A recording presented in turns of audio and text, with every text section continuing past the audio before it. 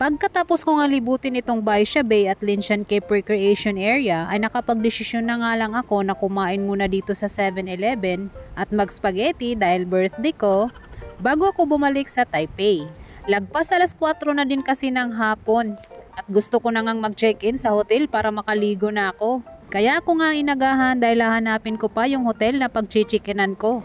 Galing nga dito sa MRT Tamsui Station ay dito na nga rin ako bumaba sa NTHU Station. Dahil mas malapit daw dito ang hotel ko ayon kay paring Google.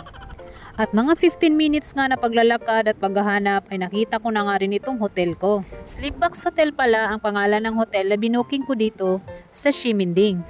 Mabilis nga lang din akong nakapag-check-in kasi mabilis kaming nagkaintindihan ni Kuya ang receptionist dahil magaling siyang mag-English. Passport nga lang at booking code ang hinanap sa akin. In-explain nga lang niya dito sa akin ang room guide at saka pinabasa ang mga bawal. Dahil first time ko nga ditong mag-check-in sa kanilang hotel. Pagkabigay nga ng susi ay dumiretso na nga ako sa aking room. Dito nga pala sa ground floor located ang room ko. Dahil solo lang naman ako sa galang ito, capsule type nga pala yung kinuha ko na room. Single bed nga ito at bale 8 person per room. So ito pala yung bed ko, and 2 nights pala akong mag-stay dito. Sa trip.com pala ako nag-booking ng hotel na to. And 600 nga ang per night dito. Simple lang talaga siya na room na para lang din siyang dorm type na naka-bunk bed. Kahit nga ay single type siya ay napaka-komportable nga niyang higaan.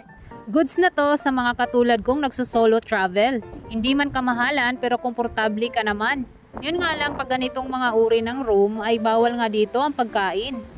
Pagkatapos ko ngang maligo at magayos ng mga gamit ay lumabas na nga ako at maghanap na nga ng 7-Eleven para makakain na ako ng hapunan.